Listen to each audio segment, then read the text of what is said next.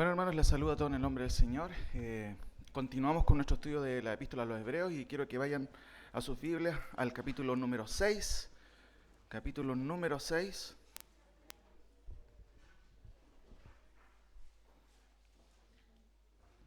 Vamos a estar estudiando esta sección también,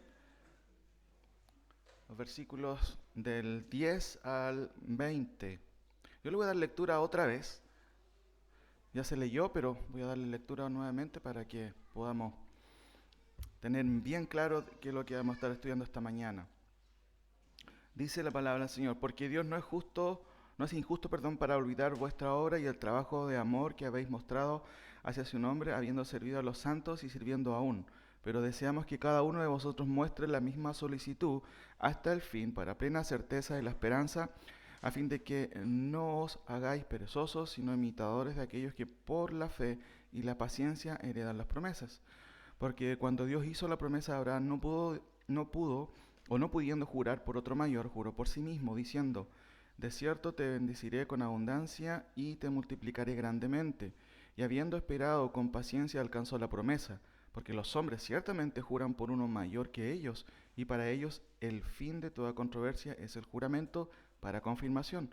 Por lo cual, queriendo Dios mostrar más abundantemente a los herederos de la promesa la inmutabilidad de su consejo, interpuso juramento, para que por dos cosas inmutables, en las cuales es imposible que Dios mienta, tengamos un fortísimo consuelo, los que hemos acudido para asirnos de la esperanza puesta delante de nosotros, la cual tenemos como segura y firme ancla del alma, y que penetra hasta dentro del velo donde Jesús entró por nosotros como precursor, hecho sumo sacerdote para siempre, según el orden de Melquisedec.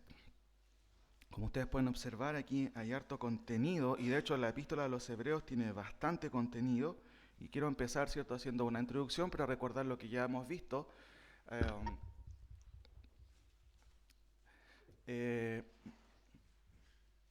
espera un poquitito. Ahí sí. Ahí tenemos, ¿cierto?, la escalerita que estamos estudiando. El autor empieza con una idea que va subiendo, va creciendo, ¿cierto?, acerca de Cristo. Se van mencionando varios aspectos, la alusión acerca de la purificación, en este caso de la temática principal de la epístola a los Hebreos, que tiene que ver con la sustitución, con, en este caso, lo que Cristo ha hecho por nosotros, el sumo sacerdocio. Después lo va a explicitar cuando dice: considerad al apóstol y sumo sacerdote. Ya nos introduce, ¿cierto?, a la tesis esencial de la epístola. Después en el 4 vemos lo mismo, pero noten qué interesante cómo va subiendo el pensamiento.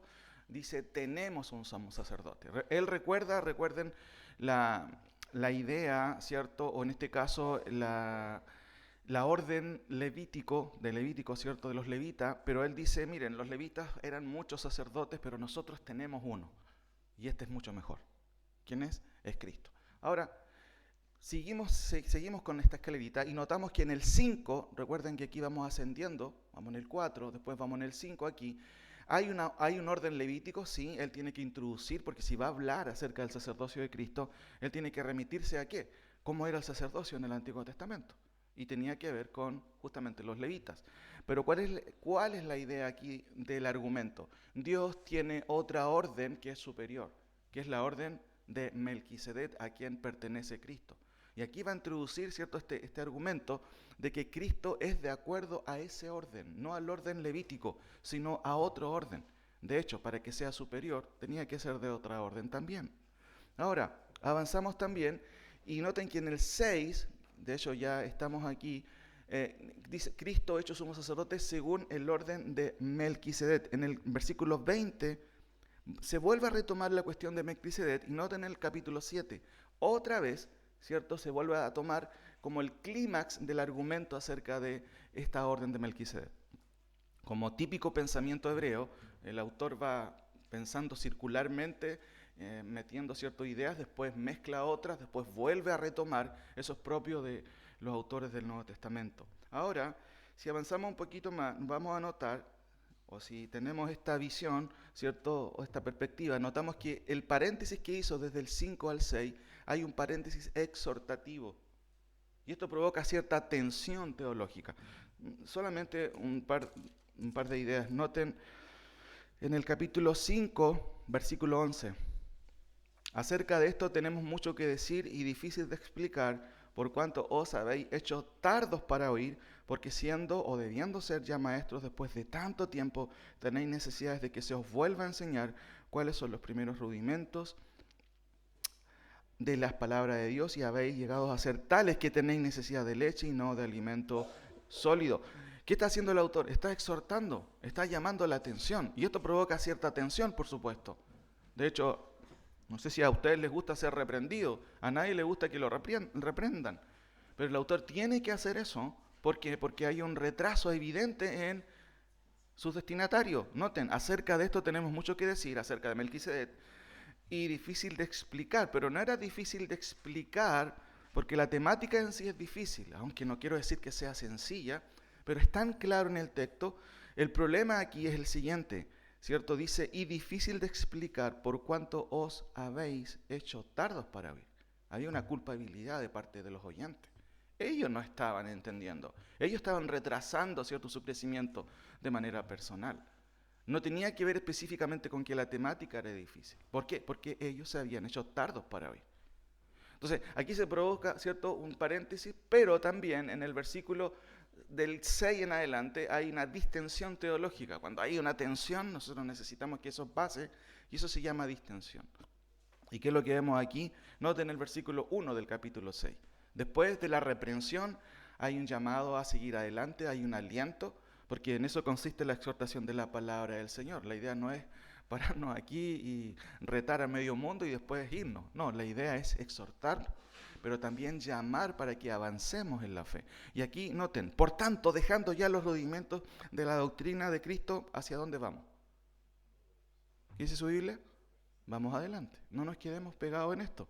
Entonces eso tiene que ver justamente con la distensión teológica. Ahora, ¿cuál es la distensión teológica? Noten, y aquí tenemos el versículo 10 y 12 y nos introducimos ya a nuestro pasaje. Porque Dios no es injusto para olvidar vuestra obra y el trabajo de amor que habéis mostrado hacia su nombre. Noten qué interesante la psicología pastoral, si uso ese término con cuidado, ¿cierto? La psicología pastoral aquí del autor. Porque Dios no es injusto para olvidar vuestra obra, y el trabajo de amor que habéis mostrado hacia su nombre, habiendo servido a los santos y sirviéndole aún. ¿Cierto? Ahí está la cuota o la palabra de aliento, la palabra amorosa, porque uno podría decir, chuta, nos está exhortando nomás y no nos dice nada positivo. Pero aquí él recuerda, no, Dios no olvida lo que ustedes han hecho. Pero noten el versículo 11. Y aquí está la introducción a nuestro tema, ¿cierto? La distensión teológica y un triple llamado. Dice, pero deseamos que cada uno de vosotros muestre tres cosas. Y aquí tenemos la urgencia, la prontitud. ¿Por qué? Porque dice, pero deseamos que cada uno de nosotros muestre la misma solicitud. ¿Y qué es solicitud? Quizás una palabra antigua, pero quiere referirse a rapidez. A no quedarse, ¿cierto?, ahí pegado, lento, bueno, no sé.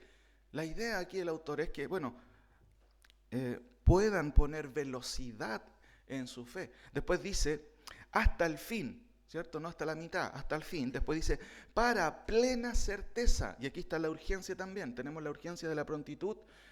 Si el autor viene diciendo, miren, ustedes no pueden quedarse atrás, no pueden hacerse tardos para oír. Hay que avanzar.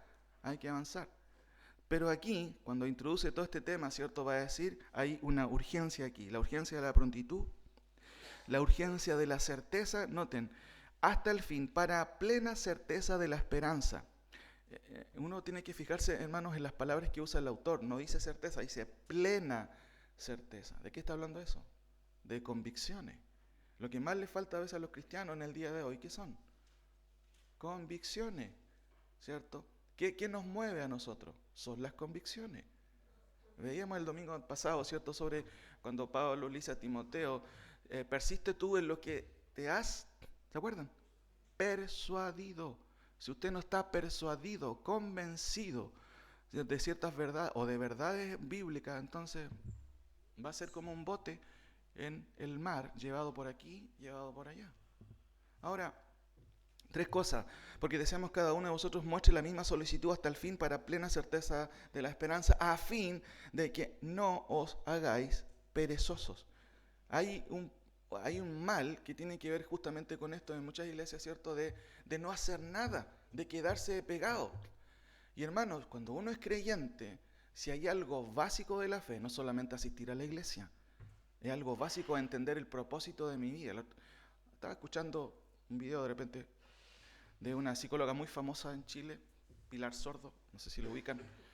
Ella estaba explicando de que ya la psicología, porque ella es psicóloga, no es suficiente, no alcanza a cubrir todas las áreas del desarrollo humano o no da respuestas para lo humano. Y decía ella que ahora es necesario empezar a descubrir una psicología espiritual.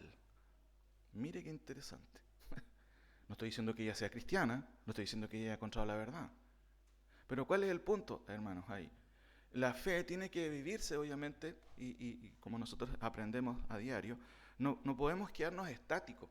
Y esa es la idea aquí del autor. Por eso que hay un triple llamado: la urgencia de la prontitud, la urgencia de la certeza y la urgencia de la imitación. Dice el versículo: a fin de que no os hagáis perezosos, sino imitadores, dice ahí, de aquellos que por la fe y la paciencia heredan las promesas.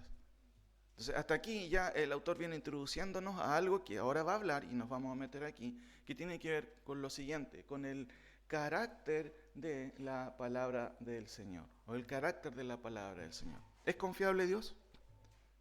¿Son sus palabras firmes? Cantamos una canción, sus promesas como rocas son. ¿Será así? Bueno, y el autor quiere ahora explicar lo siguiente. Ahora, el carácter de la palabra de Dios. Esta mañana quiero ver estos tres puntos que aparecen aquí, ¿cierto? Lo que Dios promete, lo hará. Lo que Dios hará, lo garantiza. Y lo que Dios garantiza, también lo demuestra. Y eso es lo que quiero que veamos esta mañana, ¿cierto? Porque eso es lo que va a explicar el autor en los versículos 13 al 20. No es una porción tan sencilla, pero esta mañana queremos, ¿cierto?, explicar la esencia de este pensamiento. Vamos ahí entonces, lo primero, lo que Dios promete lo hará. Algunas cosas aquí que quiero mencionar. Noten, aquí en la palabra del Señor hay muchas palabras, ¿cierto? No, la idea no es confundirnos acá, pero hay muchas palabras que hablan sobre la voluntad de Dios o el deseo de Dios. Hay un grupo de palabras, y esto tiene que ver con la semántica de los términos, que enfatiza la intención de Dios y a veces la determinación de Dios. Por ejemplo, en Ezequiel 18:32 dice: porque yo no quiero la muerte del que muere, dice Jehová el Señor. Convertíos pues y viviréis. Cuando dice porque yo no quiero, eso no es la determinación, es la intención de Dios. Por ejemplo, en Génesis 6:13, entonces dijo Dios a Noé: he decidido poner fin a toda carne porque la tierra está llena de violencia por causa de ellos. Y aquí voy a destruirlos juntamente con la tierra. Cuando dice he decidido, eso es súper claro. Hay una determinación de parte del Señor. Por ejemplo, uno puede confundirse al leer pasajes como el siguiente: Jerusalén, Jerusalén, que matas a los profetas, ¿cierto?, y apedreas a los que te son enviados. ¿Cuántas veces quise juntar a tus hijos como la gallina a sus polluelos debajo de sus alas, pero no quisiste? Entonces, uno podría preguntar, ¿cómo es eso? Dios, ¿cuántas veces quiso? ¿No tiene poder Dios? Aquí hay una lucha de voluntades. ¿Cuántas veces quise juntarlos, pero ustedes no quisieron? No, aquí está describiéndose la intención de Dios, no la determinación. Por ejemplo, en el pasaje, ¿cierto?, también de Isaías, miren, acompáñenme a ese pasaje que es tremendo. Isaías 46, por favor, por un momento.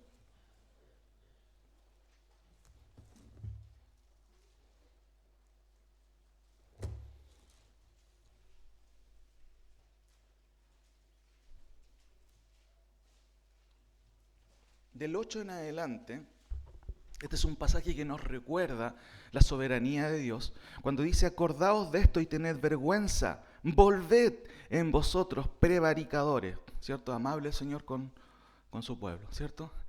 Después dice: acordaos de las cosas pasadas, de los tiempos antiguos, porque yo soy Dios y no hay otro Dios y no hay semejante a mí, que anuncio lo por venir desde el principio y desde la antigüedad lo que aún no era hecho, que digo, mi consejo permanecerá y haré todo lo que yo quiero. Ahí no se está refiriendo a la intención de Dios, sino a qué cosa, a la determinación de Dios. Noten que en 1 Timoteo, por ejemplo, y aquí viene la confusión teológica, ¿cierto?, de algunos, entre comillas, teólogos, porque esto es bueno y agradable delante de Dios nuestro Salvador, el cual quiere que todos los hombres sean salvos y vengan al conocimiento de la verdad. Si uno mal entiende este versículo, uno podría llegar a concluir que Dios es universalista. Dios quiere, pero ¿cuál es la idea ahí? ¿Determinación o intención? Es la intención. El énfasis es el aspecto pático de parte de Dios, ese aspecto del corazón. Cuando dice Jerusalén, Jerusalén, ¿quién mata a los profetas? ¿Cuántas veces quise en mi corazón que ustedes se reunieran? Pero cuando Dios llama, es otra cosa. Cuando Él determina, no está en juego su aspecto pático, su aspecto emocional. Porque la Biblia también usa figuras, ¿cierto?, antropológicas, en el sentido de que comunica muchas verdades para que nosotros entendamos. Teniendo esta distinción, hermanos, es importante que entendamos entonces lo siguiente. La promesa de Dios a Abraham no fue una intención de Dios, sino una determinación. ¿Se acuerdan ahí en Génesis 12, lo vamos a ver? El llamado de Dios a Abraham. Segunda cosa, Dios, ¿cierto?, no necesita aval, su palabra es suficiente porque sus promesas como rocas son. Noten ahí, hermanos, en los versículos que estamos viendo. Porque cuando Dios, estoy leyendo Hebreos ahora, Hebreos 6, 13, vamos ahí.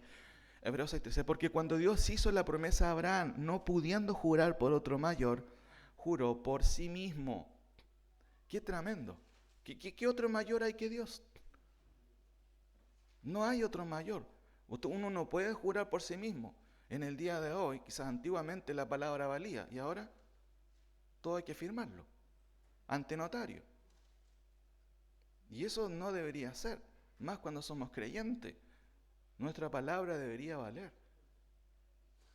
Pero obviamente no es así. Noten aquí, porque cuando Dios hizo la promesa a Abraham, no pudiendo jurar por otro mayor, juró por sí mismo, diciendo, de cierto te bendeciré con abundancia y te multiplicaré grandemente. Y habiendo esperado con paciencia, bueno, alcanzó la promesa. Por eso entonces tenemos el primer concepto aquí. La promesa de Dios a Abraham no fue una intención de Dios, sino una determinación de Dios. Por eso es que se cumplió. Dios no dijo, chuta, no tengo una idea contigo, Abraham, me gustaría que fuera a la tierra prometida, no sé si vamos a poder. No, Él tomó la decisión, te voy a bendecir, te voy a sacar de ahí y serás padre de mucha gente. ¿Y qué ocurrió? Bueno, ocurrió justamente eso. Dios no necesitaba, su palabra es suficiente porque sus promesas como rocas son. Salmo 62:7, un lindo pasaje también. Santiago nos dice que Dios, ¿cierto?, no cambia, Él es inmutable. No hay variación ni luces de variaciones en Dios. Él cumple su palabra. Pero también, hermanos, y aquí está justamente la evidencia. Israel entró a Egipto, ¿se acuerdan con cuántas personas? 70 personas entraron a Egipto. ¿Y cuántas salieron aproximadamente? Quizás no hay un versículo que describa eso. Los teólogos concluyen que aproximadamente fueron como 2,5 millones de personas. Algunos piensan que son 3. ¿Por qué? Porque solamente los hombres de 20 años para arriba que contaban para el ejército eran aproximadamente 600,000. Y eso era la cuarta parte del pueblo de Israel. O sea, Israel sale de Egipto y más que ha duplicado, ¿cierto? El pueblo ha crecido, pero tremendamente. Dios cumplió su promesa. Ahora, lo segundo que vemos en el versículo 16 y 18. Avanzamos porque los hombres ciertamente juran por uno mayor que ellos y para ellos el fin de toda controversia es el juramento para confirmación. Por lo cual, queriendo Dios mostrar más abundantemente a los herederos de la promesa la inmutabilidad de su consejo, interpuso juramento para que por dos cosas inmutables, en las cuales es imposible que Dios mienta, tengamos un fortísimo consuelo, los que hemos acudido para asirnos de la esperanza puesta delante de nosotros. Y aquí la pregunta, obviamente, que salta al tiro es la siguiente. ¿Qué dos cosas son inmutables de Dios en las cuales es imposible que Dios mienta? Está implícito en el texto, no es que se esté mencionando, está implícito. cuando dice, ¿cierto? Por lo cual, queriendo Dios mostrar más abundantemente a los herederos de la promesa la inmutabilidad, de su consejo, interpuso juramento para que por dos cosas inmutables, en las cuales es imposible que Dios mienta. Ahora, ¿cuáles son esas dos cosas? No es muy difícil, aquí están, ¿cierto?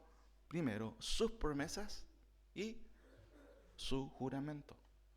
Eso debería ser suficiente para nosotros, incluso para poder creer y confiar en el Señor. Sus promesas y su juramento. Pero el título o el subtítulo de esta parte tiene que ver con que lo que Dios hará, ¿cierto?, también lo va a garantizar. ¿Y cómo garantiza Dios sus promesas y sus juramentos en el Antiguo Testamento? Y para eso, hermanos, el Señor usa pactos. Cuando Él, ¿cierto?, quiere asegurar algo, específicamente Él usa pactos. Y tenemos varios pactos en el Antiguo Testamento. Y déjenme mostrar aquí una secuencia justamente en esta imagen, porque nos ayuda un poco a entender. Promesas hechas, pacto abrahámico. ¿Qué se dice en el pacto abrahámico? Vaya a Génesis 12. Son pasajes que seguramente ustedes conocen, pero recordémoslos nuevamente. Génesis 12.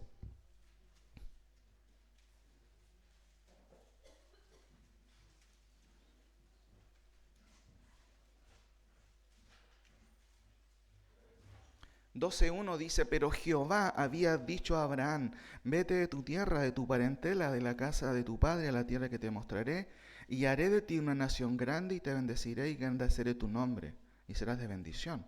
Bendeciré a los que te bendijeren, y a los que te maldijeren maldeciré, y serán benditas en ti todas las familias de la tierra. Sáltense a Génesis 17, por favor. Génesis 17, del 1 al 8.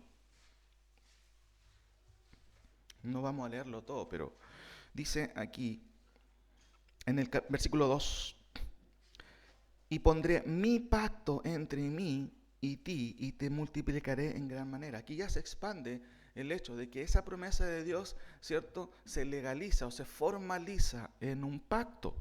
Después dice el 3, entonces Abraham se postró sobre su rostro, y Dios habló con él diciendo: he aquí, mi pacto es contigo. Noten el versículo 7, y estableceré mi pacto entre mí y ti, y tu descendencia después de ti en sus generaciones, por pacto perpetuo.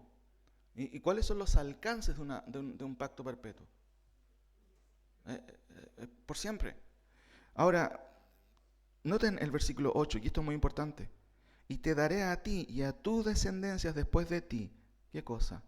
La tierra en que moras, toda la tierra de Canaán en heredad perpetua, y seré el Dios de ellos. Noten este versículo, que es muy clave para el pensamiento que sigue a continuación. Noten la imagen que quiero mostrarles, quizás no sé si se nota mucho, pero aquí tenemos la cronología de la historia de Israel. ¿Qué es lo que ven ustedes? Adán y Eva, ¿cierto? Las primeras generaciones, la formación de Israel. Dios llama a Abraham, nace la nación, surgen patriarcas, surgen líderes, Moisés, Josué, hay una teocracia. Después de eso, ¿cierto? Una época de ¿qué? ¿Cómo gobierna Dios en la teocracia? Por medio de sacerdotes, por medio de jueces. Sin embargo, después viene una monarquía. Israel, igual que las otras naciones, queremos impuestos, queremos... No pensaron en los impuestos, pero eso vino después. Querían rey, igual que todas las naciones. Dios le dijo, no es bueno, pero bueno, ahí está, viene la monarquía, los reyes, ¿cierto? Y después viene algo triste, que es el exilio de Israel, producto de su pecado. 70 años de exilio. Y después de los 70 años de exilio viene el retorno o la restauración en época de Esdras y Nehemías, y termina la historia del Antiguo Testamento. Pero es durante este proceso que Dios va a ejecutar o va a anunciar por medio de sus profetas, ¿cierto?, varios pactos. El segundo tiene que ver con el código mosaico, ¿cierto?, y tiene que ver con las leyes que Dios dio a Israel. Éxodo 20. ¿Se acuerdan cuando Israel llega al monte, ¿cierto?, ahí de Sinaí? ¿Y qué es lo que hay que hacer ahí? Bueno, ellos reciben la ley de Dios. No solamente los 10 mandamientos, reciben un montón de otras leyes, leyes civiles, leyes ceremoniales. ¿Por qué? Porque Israel era el pueblo de Dios y vivía bajo una teocracia constante. Su ley civil o su constitución, está muy en boga esta discusión de la constitución. Bueno, la constitución de Israel era la ley de Dios. Y no solamente la ley moral de Dios, sino que, vuelvo a insistir, las leyes civiles, las leyes ceremoniales, había un montón de otras leyes. Sin embargo, y acompáñenme a Deuteronomio 28, solamente para que lo vean un par de versículos nomás. El pacto, cierto, que incluye la entrega de la ley, también era condicional. El pacto abrahámico era incondicional. Quien promete cumplir esto es Dios, independientemente ellos iban a fallar, por supuesto. Ahora, el pacto, cierto, que tiene que ver con la ley, es diferente, es condicional. En el en 28 del versículo 1 en adelante, ¿qué tienen ustedes? Bendiciones que se condicionan a la obediencia a la ley del Señor. Dice ahí, acontecerá que si oyeres atentamente la voz de Jehová tu Dios para guardar y poner por obra todos sus mandamientos que yo te prescribo hoy, también Jehová tu Dios te exaltará sobre todas las naciones de la tierra y vendrán sobre ti todas estas bendiciones y te alcanzarán. Si usted sigue leyendo, hay una lista de bendiciones que Israel iba a tener si obedecía los mandamientos del Señor. O sea, dentro de lo que es el establecimiento del pacto, Dios no juega, cierto, a la ruleta y dice, no sé, vean, o arréglensela ustedes como puedan. Él establece claro los papeles aquí, cómo vamos a jugar. Estas son las reglas. Noten ahora, por favor, hermano, en el versículo 15. ¿Qué tiene usted ahí? Bendiciones condicionales por obedecer, pero aquí también son bendiciones condicionales por desobedecer. Pero acontecerá, si no oyeres la voz de Jehová tu Dios para procurar cumplir todos sus mandamientos y sus estatutos que yo te intimo hoy, que vendrán sobre ti estas maldiciones y te alcanzarán. Hermanos, la lista es tremenda. Cubre todos los demás versículos hasta el versículo 68. Y aquí se descubren maldiciones terribles. Se describen ciertas maldiciones que tienen que ver con, obviamente, con el castigo propio de la consecuencia, más bien dicho, cierto, del pecado de Israel que de hecho iban a cometer. Ahora, no quiero leer varias cosas, pero solamente, por ejemplo,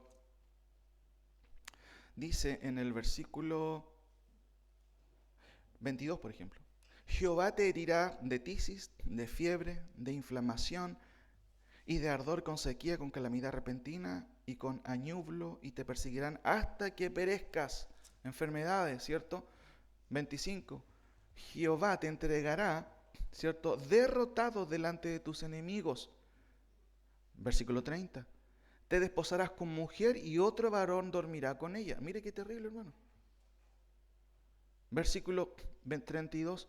Tus hijos y tus hijas serán entregados a otro pueblo y tus ojos lo verán.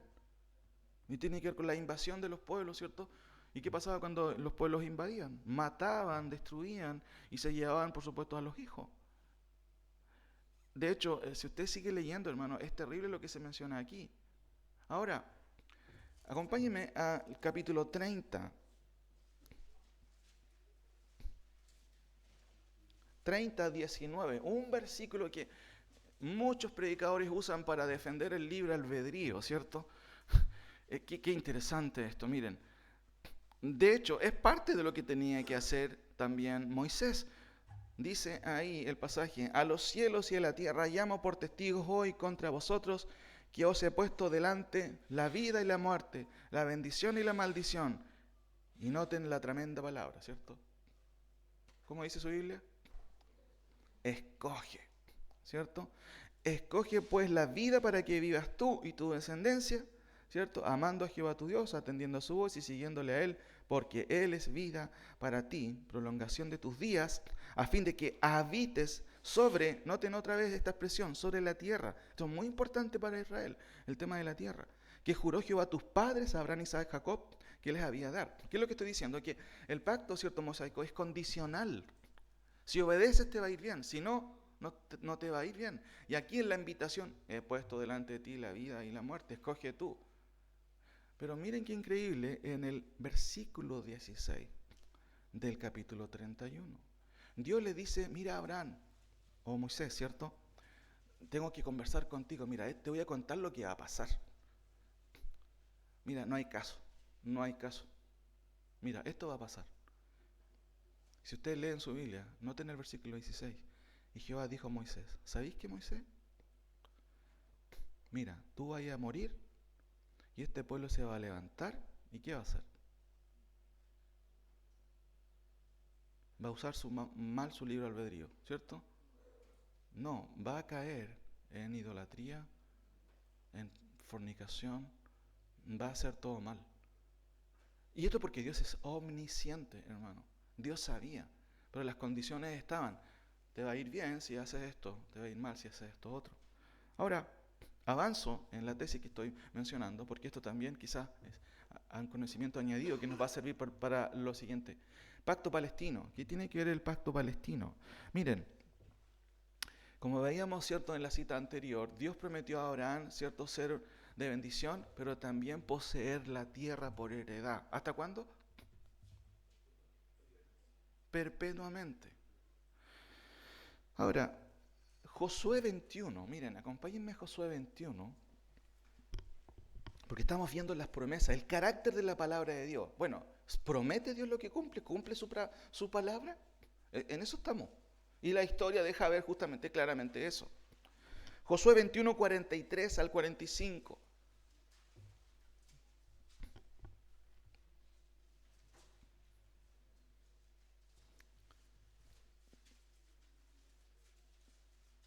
Cuando Josué termina la tarea de entregar la tierra, recuerden que Moisés fue el antecesor, Moisés muere y después continúa Josué,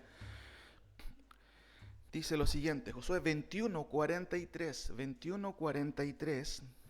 al 45, de esta manera dio Jehová a Israel toda la tierra que había jurado dar a sus padres, y la poseyeron y habitaron en ella, y Jehová les dio reposo alrededor conforme a todo lo que había jurado a sus padres, y ninguno de todos sus enemigos pudo hacerles frente, porque Jehová entregó en sus manos a todos sus enemigos. No faltó palabra de todas las buenas promesas que Jehová había hecho a la casa de Israel. ¿Cuánto se cumplió? Todo. Pero aquí tenemos un pequeño dilema. ¿Por qué dilema? Porque dentro de los círculos, cierto, muchas veces teológicos se dice, no, Israel ya recibió su tierra, no necesita más tierra, ya Dios cumplió con su promesa. Porque en el día de hoy, ¿cuál es la situación de Israel? ¿Está disfrutando esa heredad que fue entregada bajo condiciones de perpetuidad? Y aquí viene una serie de argumentos de la teología, y especialmente la teología reformada. Por ejemplo, una de las tesis o el silogismo de algunos teólogos es el siguiente. El Antiguo Testamento contiene promesas particulares de tierra a Israel nacional. Sí, eso es cierto. Segundo silogismo. El Nuevo Testamento universaliza las promesas de la tierra de Israel a todos los creyentes. Como no estamos experimentando esta realidad, entonces la tierra es un símbolo espiritual. Y todos somos parte de esa tierra, porque esa tierra ya es la iglesia, por ejemplo. Y esa es una de las conclusiones. De hecho, el silogismo dice así, por lo tanto, ya no hay una expectativa de que las promesas de la tierra, en particular Israel, se cumplirán con Israel. ¿Por qué? Porque el Nuevo Testamento trasciende eso a un cumplimiento mucho más superior, pues. ¿Cómo vamos a esperar el cumplimiento literal? Hay un cumplimiento espiritual de la tierra. Pero no tengo tierra, Señor, pero es espiritual. N.T. Wright, un famoso teólogo anglicano, dice lo siguiente. En Romanos 4:13, Pablo dice sorprendentemente que la promesa a Abraham o a la descendencia de que él sería heredero del mundo. El horizonte de Pablo, sin embargo, es más grande. La tierra, como la Torá, fue una etapa temporal en el amplio propósito de Dios. Temporal, ¿cierto? No era algo malo que ahora se acabó, sino algo bueno y necesario ahora cumplida en Cristo y el Espíritu.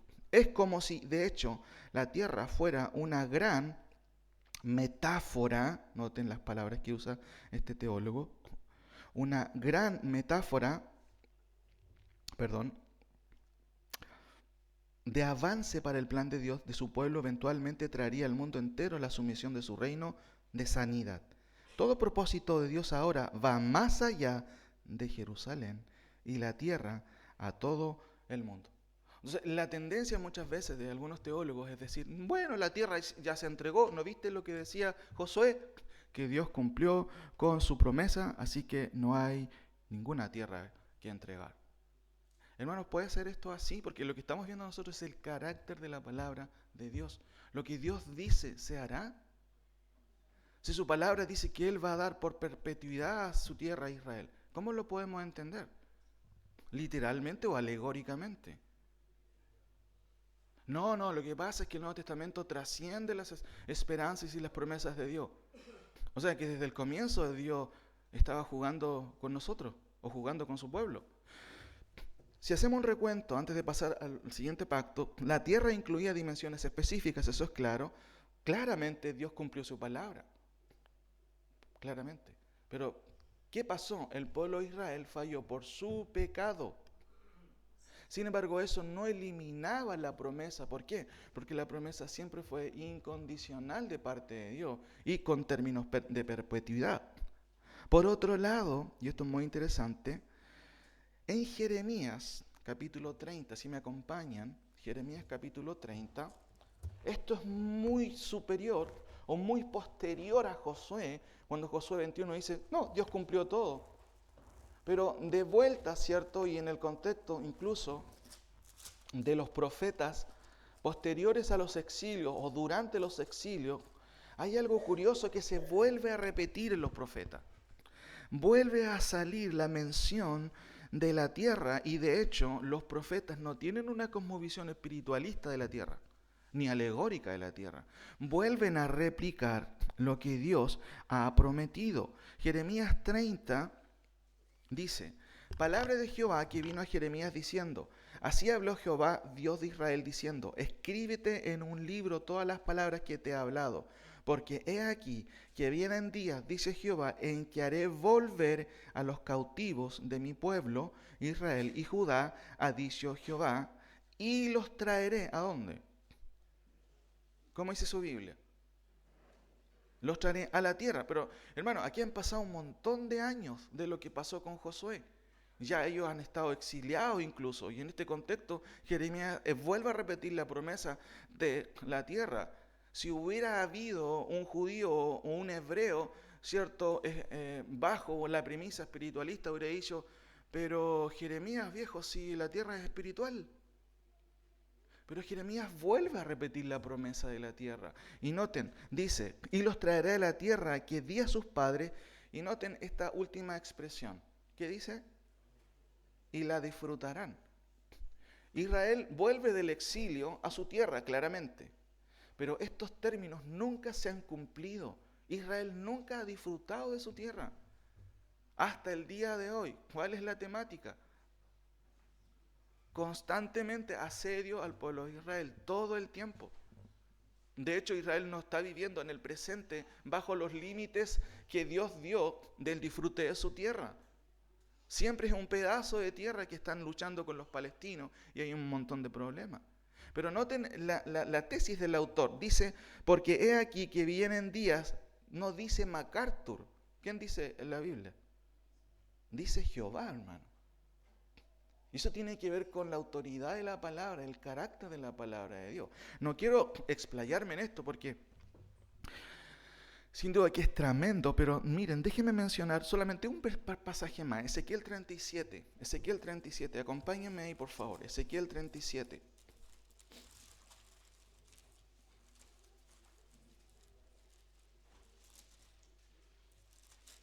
Este es un tremendo pasaje que también el movimiento de raíces hebreas malinterpreta pensando que, no sé, que se cumple en ello este pasaje y cuando se refiere a Israel en su restauración. ¿De qué está hablando Ezequiel? Esto es tremendo, hermano. Por ejemplo, en el 36:24, que básicamente estos profetas también, hermano, escriben en un contexto, ¿cierto?, muy difícil del pueblo de Israel, escriben en el contexto también de lo que son el exilio. De hecho, Ezequiel escribe 22 años antes, aproximadamente antes que Babilonia, ¿cierto?, se lleve deportado a Judá. Asiria ya había hecho el desastre de llevarse la mitad del pueblo de Israel y ya estaban viviendo en problemas con el agua hasta el cuello. Pero en este contexto, Ezequiel dice algo parecido, que tiene cumplimiento, por supuesto, futuro. Dice en el versículo 24, y yo os tomaré de las tierras o de las naciones, y os recogeré de todas las tierras, y os traeré a vuestro país. ¿Cuál es el país de los hebreos? Israel.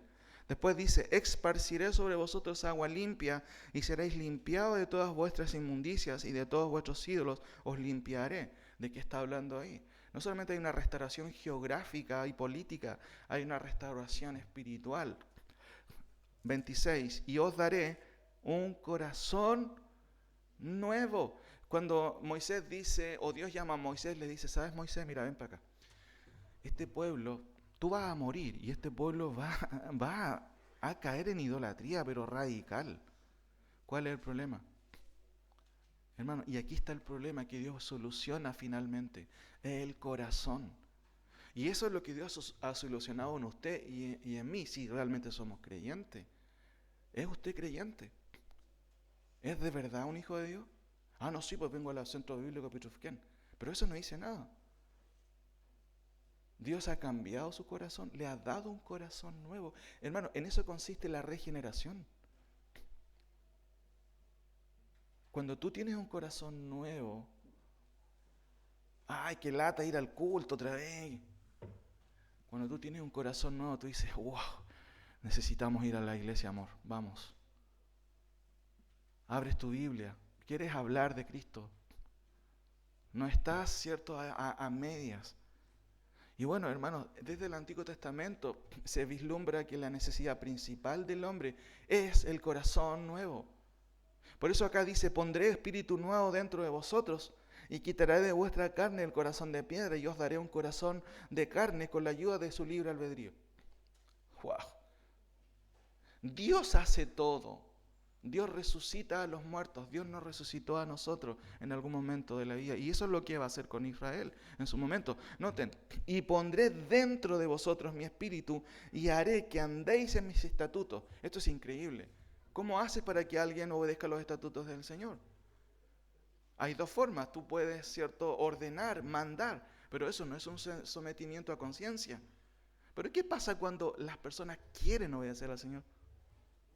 Y hermanos, ese es el ejemplo que hoy deberíamos ver en nosotros. Personas que aman obedecer al Señor. Personas que buscan el reino de Dios primeramente antes de cualquier otra cosa. Y yo no sé si realmente nosotros experimentamos eso, un corazón nuevo. Todavía esto está, cierto, en el plan de Dios para cumplirse en el contexto de la segunda venida, cuando Dios transforme a su pueblo Israel y solucione el problema que nadie puede hacer, que es cambiar el corazón de los hombres. Ahora, noten en el 37:21, solamente un versículo más, no voy a leer todo eso, pero aquí en este contexto precioso se habla de la restauración de las dos casas de Israel, la casa de Judá y la casa de Israel. El autor usa el ejemplo de los dos palos, ¿cierto? Para decir, mira, júntate dos palos, únelo, y es una ilustración que está dando para decir, Dios voy a unir a Israel. Pero en el versículo 21 dice, y dirás, así ha dicho Jehová el Señor. Para mí eso es tremendo, hermano. Ahí se acaba todas las discusiones. Premilenarismo, amilenarismo, aquí se acaba todo. Así ha dicho Jehová. Punto. ¿Y qué dice Jehová? Noten, he aquí, yo tomo a los hijos de Israel de entre las naciones a las cuales fueron y los recogeré de todas las partes y los traeré a su tierra. Y noten, sí, pero eso se cumplió en el retorno con Edra y con Nehemías. Pero noten lo que dice el 22. Y los haré una nación en la tierra y los montes de Israel. Y un rey será a todos ellos por rey. Y nunca más serán dos naciones, ni nunca más serán divididos en dos reinos. Y noten el 23. Ni se contaminarán ya más con sus ídolos. Wow. ¿Y qué es lo que vemos en el día de hoy en Israel? Es un pueblo súper pagano. Hace un par de años estaban celebrando el orgullo gay en las calles principales de Israel. Entonces no se va a cumplir la promesa de Dios. Claro que se va a cumplir la promesa de Dios, hermano. Pablo nos recuerda justamente en el epístola de los Romanos qué es lo que está pasando con Israel en el día de hoy. Ha sucedido, ¿se acuerdan? Endurecimiento, en parte. Ahora, ¿qué pasa aquí? y aquí hay otra cosa que tengo que hacer un alto también. Tenemos las promesas hechas, estamos viendo lo que Dios hará, lo garantiza. ¿Cómo lo garantiza? ¿Por medio de qué? Pactos. Tenemos pactos, el pacto abrahámico, ¿se cumplió? Sí, se cumplió. Pero las estipulaciones de ese pacto continúan, siguen continuando. El pacto palestino, Dios prometió dar la tierra, Dios cumplió toda su palabra, sin duda. Israel falló en cumplir su palabra. Pero el título de propiedad es eterno. Ahora, ¿qué otra cosa vemos? El pacto davídico. ¿Qué es el pacto davídico? Noten por favor en 2 de Samuel 7. 2 de Samuel 7, notamos ahí un par de versículos. ¿Qué es el pacto davídico? Dios promete, ¿cierto?, algo también a Israel por medio de David. 2 de Samuel capítulo 7. ¿Qué dice aquí? Noten los versículos 14. Dice, bueno, quizás desde antes. Voy a leer del 14. Yo le seré a él padre y él me será a mi hijo. Y si él hiciere mal, yo le castigaré con vara de hombres y con azotes de hijos de hombres. Pero mi misericordia no se apartará de él como la aparté de Saúl, al cual quité delante de ti. Está prometiendo, ¿cierto?, todas estas palabras a un descendiente de David. 16. Y será afirmada tu casa y tu reino para siempre delante de tu rostro, y tu trono será ¿cómo? Estable eternamente. Cuando uno escucha esto o lee esto, te va a dar cuenta que la historia misma de Israel tiene altos y bajos en el reino. Pero hermanos, lo importante aquí, que es importante entender, que este gran pacto que Dios, cierto, hizo con Israel implica, por supuesto, el cumplimiento final, que es la persona de Cristo. Miren, acompáñenme también a Lucas capítulo 1, por favor. Lucas capítulo 1, que de una otra manera se repiten también algunos términos aquí.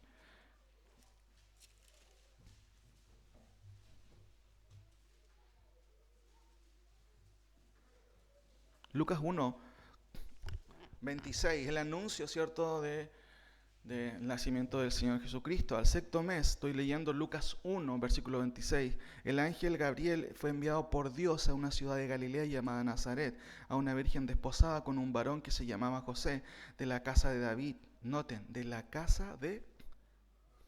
Eso tiene que ver justamente con el pacto davídico. El Mesías vino de David. Y noten que el 29 dice, más ella cuando le vio, empezó a alegar. No, ¿cierto? No, dice, cuando ella le vio, ¿qué dice? Importante, ¿cierto? Importante el sometimiento ahí. Se turbó por sus palabras y pensaba, ¿qué saludo este? Súper extraño. Entonces el ángel le dijo, María, no temas porque has hallado gracia delante de Dios, y ahora concebirás en tu vientre y darás a luz un hijo, y llamarás su nombre. Qué interesante que Dios tiene que controlar todo este tema. No puedes ponerle el nombre que tú quieras, el nombre ya viene, ¿cierto?, en el paquete, como se puede decir. Jesús se va a llamar. Pero noten la descripción del versículo 32. Este será grande y será llamado Hijo del Altísimo, y el Señor le dará, ¿qué cosa?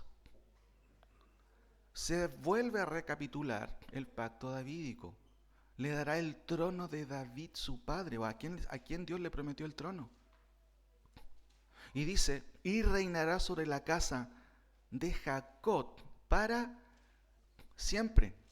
Y después dice, y su reino no tendrá fin. Bueno, ¿qué pasa con este ángel? ¿Que no entiende que el Nuevo Testamento trasciende las promesas del Antiguo Testamento? ¿Y que ahora son espirituales? No, el ángel tiene muy claro, hermano. ¿Por qué? Porque la palabra de Dios ha sido dicha. Y se vuelve a replicar lo mismo. Pero es que ahora no estamos viendo a Cristo reinando. Espérate un poquito más. Cuando venga el Señor y veas cuando Él reina de verdad, justamente de acuerdo a todo lo que la palabra del Señor ha dicho. Hoy Cristo debería reinar en nuestros corazones, ¿sí o no? Claramente. Y nosotros somos un ejemplo de que creemos en la palabra del Señor, porque obedecemos su palabra. Un día Él va a reinar literalmente, hermano, sobre la casa de Jacob, sobre el trono de David. Hoy el Señor está a la diestra del Padre, pero un día Él va a reinar en el trono de David, tal cual Dios lo prometió. Ahora, avanzo en esto. ¿Y qué otro pacto tenemos? ¿Qué otras promesas tenemos? Miren, Jeremías 31, esto es importante. Jeremías 31.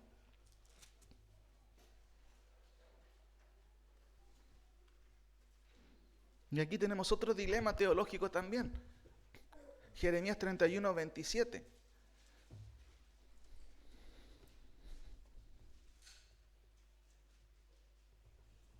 He aquí, vienen días. También Jeremías está escribiendo en un contexto de exilio, también está solo, nadie lo toma en cuenta, no tiene iglesia, ¿cierto? Nadie lo quiere escuchar, no transmiten sus predicaciones, está solo.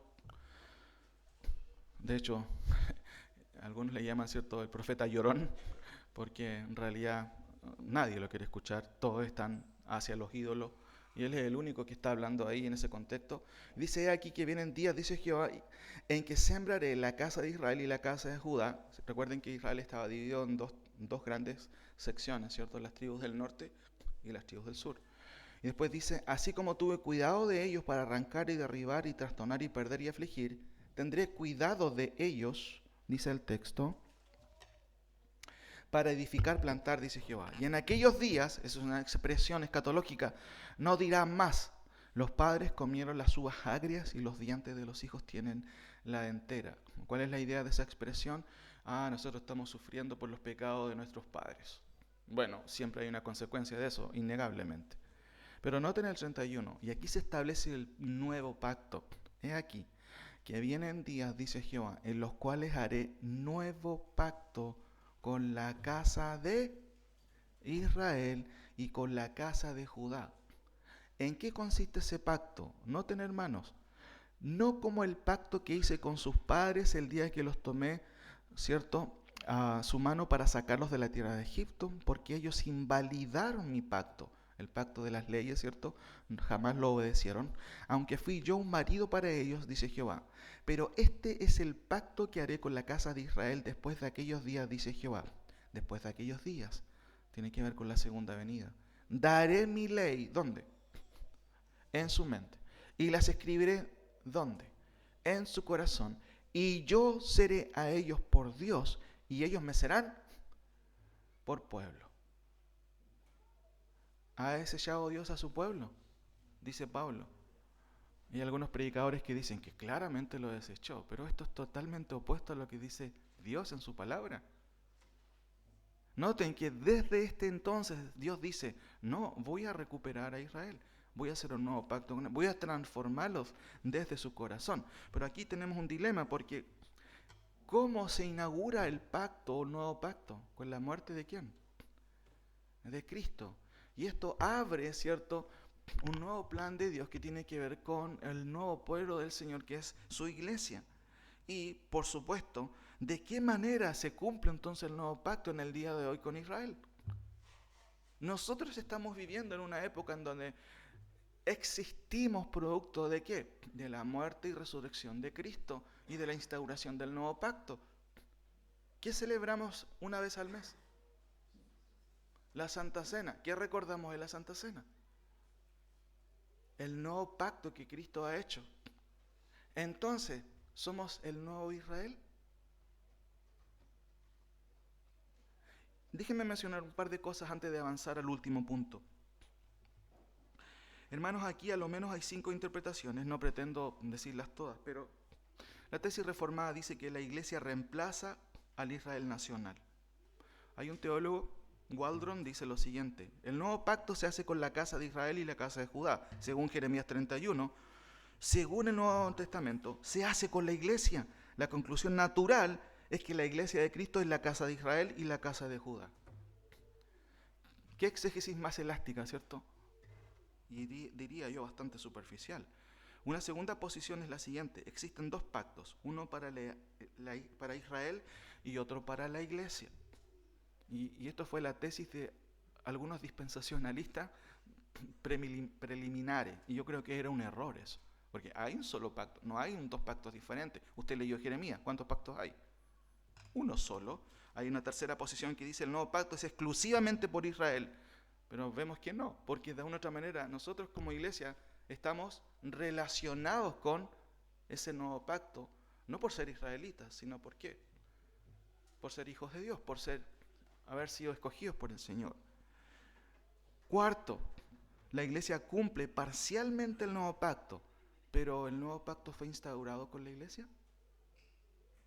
¿Con quién fue instaurado? Tiene que ser más firme esa respuesta. He aquí vienen días, dice Jehová, en los cuales haré nuevo pacto con la casa de Israel y con la casa de Judá. Y nos queda una última opción, 5. La iglesia participa del nuevo pacto. Israel lo va a cumplir en el futuro. Y esa es la opción más bíblica, porque nosotros participamos de ese nuevo pacto por nuestra relación ¿con quién? Con Cristo. ¿Qué pasó con Israel? Israel lo va a cumplir. Dios se va a encargar de eso. ¿Por qué? Porque Dios lo ha prometido, hermano. Porque Dios lo ha hecho así. Y quiero avanzar aquí. Nos encontramos con la revelación de Cristo. ¿Y qué pasa con todas estas promesas? Noten lo siguiente.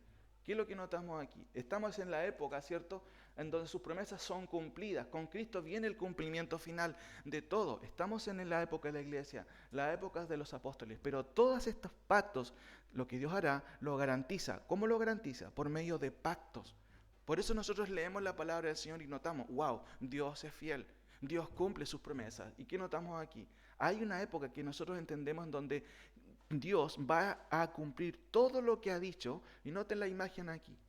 Todo esto apunta a un cumplimiento final, pero con la persona de Cristo. Cristo no absorbe las promesas y las elimina, como cree la teología reformada. No.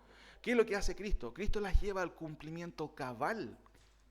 No es la iglesia la que tiene el poder, como cree el postmilenarismo, ¿cierto?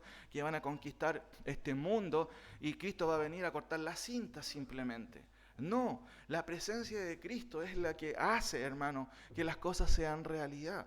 Dios prometió en el Antiguo Testamento. ¿Qué garantía más grande puede habernos dado el Señor con darnos a su Hijo? Cristo, ¿cierto? O en Cristo se cumple todo. Con Cristo se establece el nuevo pacto, la iglesia participa, pero un día, ¿cierto?, sus promesas van a seguir. Ahora, si bien es cierto, esto ha sido una pequeña paréntesis escatológico, ¿cierto?, que nos puede servir mucho, pero recalca esto, lo que Dios hará, lo garantiza. Entonces, ¿cómo tú tomas los pactos de Dios? Hay que tomarlos en serio. O no, bueno, en realidad que ya ahora las cosas cambian. No, hermano, lo que Dios promete, Dios lo va a cumplir. Y nos vamos con el último punto, lo que Dios garantiza lo demuestra. ¿Qué implica esta demostración? Volvamos a Hebreos y ya estamos terminando con este último punto. Hebreos, ¿cierto? Capítulo 6. Ahí estamos.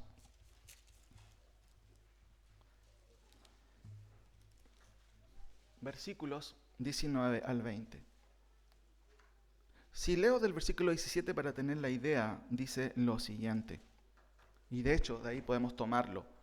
Porque los hombres ciertamente juran por uno mayor que ellos, ¿cierto? Cuando tú quieres jurar a alguien, dice, no te lo juro.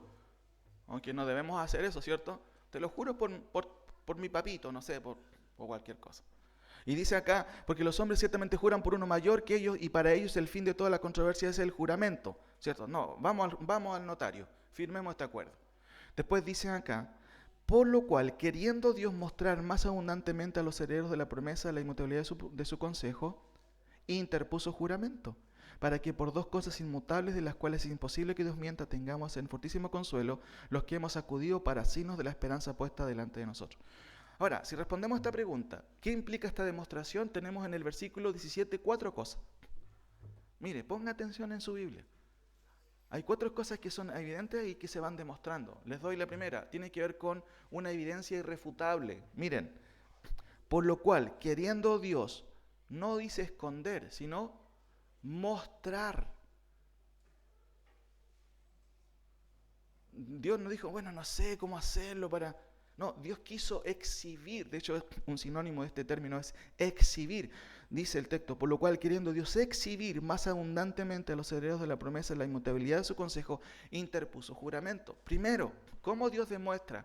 ¿Cierto? ¿O cuál es la implicancia de esta demostración? Lo que Dios garantiza, lo demuestra. ¿Qué implica esta demostración? Una evidencia irrefutable, porque Él ha exhibido.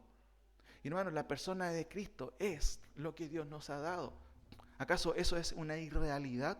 No. Segundo, ¿qué implica esta demostración? Una resolución definitiva. Noten, por lo cual, queriendo Dios mostrar más abundantemente, noten estos adverbios que son muy importantes, más abundantemente. ¿A quién? ¿Qué dice su Biblia? Eso es definido, no dice, bueno, a quien sea que agarre, bueno, que se ponga a la fila si agarra bien. No, hay algo establecido para destinatarios definidos. Dios no es al lote, el que agarra, agarra. No, o sálvese quien pueda, ¿cierto? No, está establecido desde el comienzo, hay una relación definida. Tercero, ¿qué implica esta demostración? Una decisión inalterable. Noten, por lo cual Dios queriendo, eso es la intención de Dios, ¿cierto? Dice, queriendo Dios mostrar más abundantemente a los herederos de la promesa la inmutabilidad de su consejo. Esa palabra bulé es determinación. ¿Qué es lo que está diciendo? Una decisión inalterable.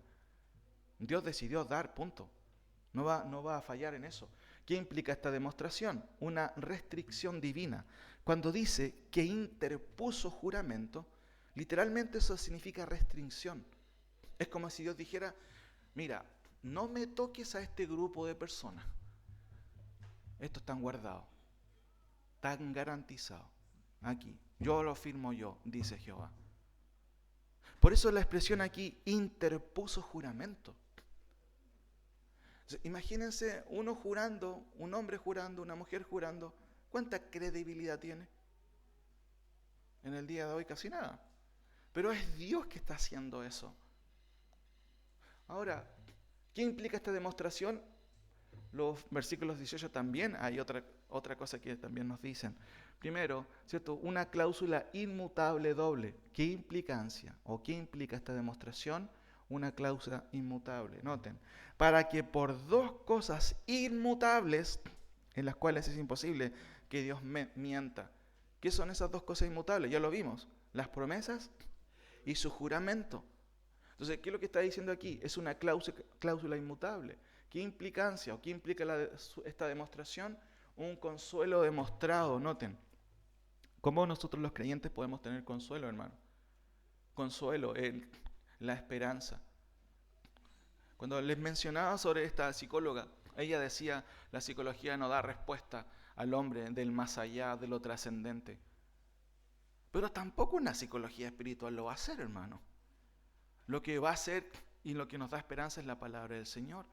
Es Cristo. Y noten lo que dice aquí, para que por dos cosas inmutables, las cuales es imposible que Dios mienta, tengamos, no dice un consuelo. ¿Cómo dice su Biblia?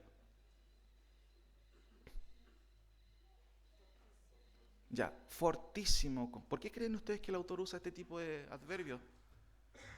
Porque nuestro consuelo, nuestra esperanza, hermano, es lo más firme que pueda haber. ¿Por qué? Porque Dios lo ha prometido. Después dice, ¿cierto? Y finalmente, una esperanza disponible. ¿Por qué disponible? Noten. Para que por dos cosas inmutables en las cuales es imposible que Dios mienta, tengamos un fortísimo consuelo, los que hemos acudido para asirnos de la esperanza puesta delante de nosotros. Hermanos, esa esperanza está disponible para usted. Cristo ha venido, ¿para qué? Para solucionar su problema más grande, que no es su deuda con el banco, ni tampoco sus problemas con su suegra o su suegro. Su problema principal es que usted va al infierno y si no hace caso a lo que Dios ha dicho, no va a tener otro fin. Por eso que la Biblia nos recuerda, más Dios muestra su amor para con nosotros, en que siendo buenos, no, pecadores, Cristo murió por nosotros. El que cree en el Hijo tiene vida eterna, pero el que rehúsa creer en el Hijo no verá la vida, sino que la ira de Dios está sobre él. Hermanos, no se tome ligeramente la palabra del Señor y sus restricciones, lo que Dios ha dicho. ¿Saben por qué? Porque lo que Dios dice lo cumple. Los hombres no cumplen su palabra, pero Dios cumple su palabra. Por eso la expresión cuando dice, para que por dos cosas inmutables en las cuales es imposible que Dios mienta, tengamos un fortísimo consuelo los que hemos acudido. Hermanos, hay que acudir, hay que ir a Cristo. Hechos 17 dice lo siguiente, 30, que Dios ha pasado el tiempo de esta ignorancia y manda a todos los hombres en todo lugar, ¿a qué cosa? A que se arrepientan. Hay que acudir, hermanos, a Cristo. Si no, estamos perdidos, estamos perdidos. Desde los más pequeños hasta los más grandes. Usted como padre debe predicar el Evangelio a sus hijos, si eso es lo más relevante en esta vida. Ahora, dice, para que por dos cosas inmutables en las cuales es imposible que Dios mienta tengamos un fortísimo consuelo, los que hemos acudido para signos de la esperanza puesta delante de nosotros. ¿Y en qué radica esta esperanza? Y aquí vemos 4 aspectos. ¿Cuáles 4 aspectos sacerdotales de Cristo el autor subraya en el versículo 20? Y aquí están los 4 aspectos que dan respuesta a esta esperanza. ¿En qué radica la esperanza? En que tenemos un sumo sacerdote, no del orden levítico, del orden de Melquisedec, que es superior, que hizo un sacrificio una vez para siempre. ¿Y cuál es el resultado? Hermanos, aquí tenemos el resultado. Versículo 19-20. Dice, la cual, la esperanza, tenemos como segura y firme ancla del alma y que penetra hasta dentro del velo, donde Jesús entró por nosotros como precursor, hecho sumo sacerdote para siempre según el orden de Melquisedec. Noten las expresiones que usa el autor, la cual tenemos como segura y firme ancla del alma. ¿Dónde deberían estar radicadas nuestras convicciones? En el alma, en el corazón. Como un ancla, pero que está conectada ¿a dónde? Noten, y que penetra hasta dentro del velo donde Jesús entró por nosotros mismos. Mi ancla debería estar anclada en la palabra del Señor, en el cielo mismo donde entró el Señor Jesucristo. Por eso, hermanos, aquí lo que nosotros vemos, ¿cuáles 4 aspectos sacerdotales de Cristo el autor subraya? Bueno, Jesús es sumo sacerdote eficiente. Eso es lo primero, y de hecho eso es lo que está haciendo el autor cuando dice, miren, los sumos sacerdotes del Antiguo Testamento tenían que constantemente ir apareciendo, trabajaban por turno, pero Cristo una sola vez, de manera radical, ¿cierto?, hace un cambio definitivo. Por eso es un sacerdote eficiente. Jesús también es un sumo sacerdote sustitutivo, ¿cierto? También es un sacerdote precursor. Noten, versículo 20, donde Jesús entró por nosotros como precursor. Queremos estar en el cielo, pero Cristo tenía que haber entrado primero, y lo hizo. Por eso es precursor. Y cuando alguien es precursor es porque vienen otros detrás. ¿Y quiénes vienen detrás? El autor dice, los que hemos creído. Ahora, finalmente, Jesús es sumo sacerdote eterno. Y noten, donde Jesús entró por nosotros como precursor, hecho sumo sacerdote para siempre, no por un tiempo como los sacerdotes levíticos, según el orden de Melquisedec. Hermanos, esta mañana hemos visto estos 3 aspectos. El carácter de la palabra de Dios. Lo que Dios promete, ¿lo hace o no? Por supuesto, lo hace. Lo que Dios hará, lo garantiza. Cuando uno conversa con la gente y dice, pero garantízame esto. ¿Cómo me puedes garantizar esto? El texto dice que Dios juró ¿por quién? Por sí mismo. ¿Puede haber una garantía superior? No la hay. Y finalmente, lo que Dios garantiza, lo demuestra. Hermanos, Cristo ha sido la mejor demostración, el clímax de la verdad de Dios. ¿Tiene usted a Cristo? ¿Ha ido a Cristo? Eso es lo importante, hermano. Oremos al Señor. Señor, te damos gracias por tu palabra, te damos gracias por el carácter de tu palabra. Qué bueno es saber que tú no fallas. Los hombres fallan, nosotros fallamos, pero tú eres fiel. Tu palabra no falla, porque tú eres un Dios inmutable. Tus promesas como rocas son, dice el cántico, y justamente porque tú eres la roca. Señor, ayúdanos a comprender la importancia de entender tu palabra. Si tú prometes, si tú dices que las cosas van a ser tal o cual forma y las cosas se harán, entonces, ¿por qué no obedecer a tu palabra, Señor? ¿Por qué mirar para otro lado? ¿Por qué estar perdido en este mundo con entretenciones que no sirven? Señor, ayúdanos a servirte. Tú nos llamaste a eso, a enfocarnos en ti. Tú no nos quitas las cosas, de hecho, nos ayudas a valorarlas, pero en función de tu honra. Padre, hemos visto esta mañana lo poderoso que eres tú y cómo eres confiable más que nadie. Señor, nos has dado a tu Hijo lo mejor que nos pudiste haber dado. Te rogamos que nos ayudes y nos des conciencia de la necesidad que tenemos de acercarnos a nuestro Señor. Gracias por tu palabra, Señor, que cale en nuestros corazones y que produzca cambios, Señor. En el nombre de Jesús. Amén.